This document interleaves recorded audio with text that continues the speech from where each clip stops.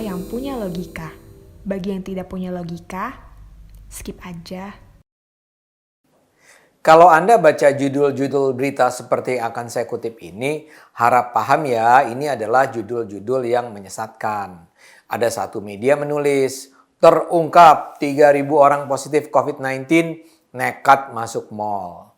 Media lain menulis, cuma di RI ribuan orang positif COVID jalan-jalan di mal. Judul dramatis ini berlebihan dan menyesatkan. Penulis beritanya mungkin dulu penulis judul sinetron Rahasia Ilahi. Pokoknya makin dramatis, makin bisa menarik pembaca. Kalau Anda baca judul-judul itu, mungkin Anda membayangkan di mal yang sering Anda kunjungi, kini berkeliaran para pengidap COVID. Yang terjadi sama sekali bukan begitu.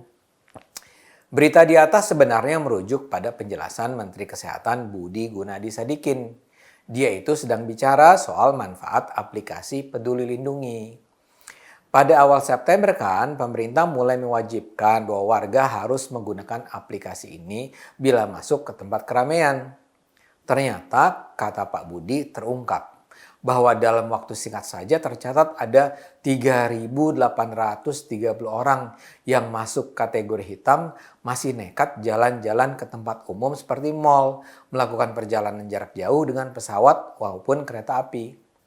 Kategori hitam dalam Peduli Lindungi berarti positif COVID, merah berarti belum memiliki sertifikasi vaksin COVID, kuning berarti baru 1 kali divaksin atau adalah penyintas COVID, sedangkan hijau berarti sudah 2 kali divaksin. Yang masuk kategori hitam yaitu orang yang mengidap COVID, ya pasti akan ditolak lah masuk mal. Nah, menurut data Menkes tercatat tadi itu hampir 4.000 orang berkategori hitam terdeteksi ketika mau masuk mal. 43 mau masuk bandara, 63 mau naik kereta, dan mau masuk restoran 55 orang. Ini menjadi informasi penting karena seharusnya masyarakat yang terdeteksi positif COVID tidak boleh keluar rumah. Mereka seharusnya wajib melakukan isolasi mandiri atau dirawat di tempat isolasi terpusat. Menurut Menkes, kedepannya pemerintah akan menindak tegas para pasien COVID yang ketahuan jalan-jalan di tempat umum. Mereka akan segera dibawa ke tempat isolasi terpusat untuk mencegah penularan di tengah masyarakat.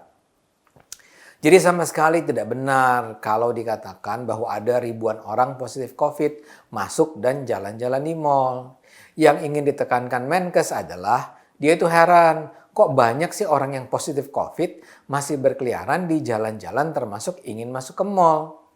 Nah, untungnya gara-gara ada prosedur cek melalui Peduli Lindungi, mereka ini bisa dicegah berbaur. Gaya jurnalistik yang dramatis seperti tadi itu memang sudah menjadi kebiasaan terutama wartawan online. Isinya apa, judulnya kemana. Tapi berita semacam ini bisa punya implikasi serius. Penerapan Peduli Lindungi itu kan dilakukan agar masyarakat bisa kembali bermobilitas sesudah PPKM. Ekonomi harus kembali bergerak. Orang harus kembali berkunjung ke tempat-tempat perbelanjaan supaya ada transaksi perdagangan. Selama ini yang dikhawatirkan adalah kalau orang keluar rumah dan berkumpul dengan para pengidap COVID, tidakkah itu akan mendorong kembali penularan? Karena itu banyak orang nggak suka jalan-jalan ke tempat-tempat di mana banyak orang berkumpul. Kehadiran Peduli Lindungi bisa mengurangi kekhawatiran kita. Walau ketika ke mal semua protokol kesehatan sudah dan tetap harus dijalankan, paling tidak kita tahu kita berada bersama mereka yang sudah tervaksin. Ini akan membuat kita lebih pede. Tapi kalau sekarang media mengabarkan bahwa di mal itu ada ribuan orang pengidap COVID berjalan-jalan, apa itu tidak akan menciutkan nyali kita? Karena itu marilah kita berharap media jangan malah menimbulkan mispersepsi. Saat ini pemerintah sudah mati-matian mencegah agar segenap skenario kiamat tentang COVID tidak terwujud di Indonesia. Dan hasilnya sudah terlihat. Banyak negara memuji keberhasilan Indonesia memerangi COVID. Negara tetangga kita, Malaysia, dikabarkan menyatakan merasa perlu belajar pada Indonesia. Dan buat saya salah satu terobosan penting yang diterapkan di sini adalah Peduli Lindungi. Memang ada saja suara sumbang terdengar. Peter Gonta misalnya menulis dengan yakin di Instagramnya, bahwa aplikasi Peduli Lindungi berbahaya karena akan memungkinkan data penggunanya dicuri Singapura. Dia menulis begini di Instagramnya. Ternyata aplikasi Peduli Lindungi itu aplikasi bikinan Singapura. Gila! Seluruh data kita direkam Singapura dan kedaulatan data Indonesia sudah ada di tangan mereka. Meski ini aplikasi Telkom. Mereka tahu alamat kita, tanggal lahir kita, email kita makan apa, kita kemana aja, semua mereka tahu. Belakangan terbukti bahwa tuduhan Peter itu ngawur. Peduli Lindungi adalah aplikasi anak bangsa sepenuhnya dikembangkan Telkom walau dengan meniru apa yang sudah dikembangkan di Singapura. Dan sama sekali nggak benar bahwa melalui aplikasi itu data orang Indonesia bisa mengalir ke Singapura. Postingan dari Peter Gonta itu sekarang sudah dihapus. Yang juga mengkritik penggunaan Peduli Lindungi adalah Ketua DPR Puan Maharani. Menurutnya aplikasi tersebut cenderung diskriminatif karena tidak semua masyarakat memiliki smartphone, padahal aplikasi Peduli Lindungi hanya bisa diunduh melalui smartphone. Puan khawatir ada hak rakyat yang hilang hanya karena yang bersangkutan tidak memiliki telepon seluler pintar. Menurut Puan, pemerintah harus memikirkan mekanisme lain bagi 100 juta lebih penduduk yang tidak punya smartphone. Mereka tidak boleh berkurang haknya karena tidak memiliki smartphone, kata Puan. Kekhawatiran Puan sih sangat beralasan.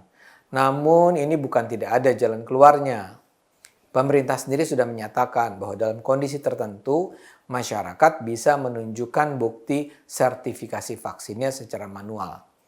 Jadi mereka yang tidak memiliki smartphone sebaiknya mencetak dan membawa sertifikat vaksinnya kemanapun mereka pergi. Ini memang terasa mempersulit mereka yang tidak punya smartphone. Namun nampaknya memang tidak ada jalan lain yang lebih efisien mengingat kewajiban untuk menunjukkan sertifikat vaksin adalah sebuah pilihan yang terbaik untuk mengendalikan peluang penyebaran virus di tempat umum. Sejauh ini manfaat Peduli Lindungi sudah terlihat jelas. Sejak diluncurkan hingga saat ini sudah ada 50 juta pengguna aplikasi Peduli Lindungi. Aplikasi ini penting bukan hanya untuk mencegah membaurnya mereka yang terkena COVID dengan yang sehat, namun juga untuk melacak pasien. Dengan menggunakan Peduli Lindungi, orang-orang yang terinfeksi COVID-19 atau sempat melakukan kontak dengan pasien bisa terdeteksi riwayat perjalanannya.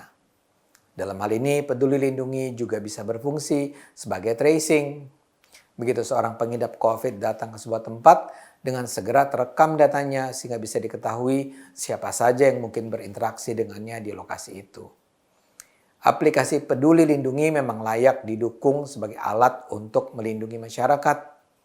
Mari kita terus gunakan akal sehat, karena hanya kalau kita gunakan akal sehat, kita semua akan selamat.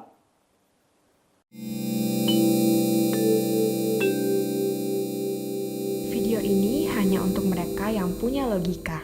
Bagi yang tidak punya logika, skip aja.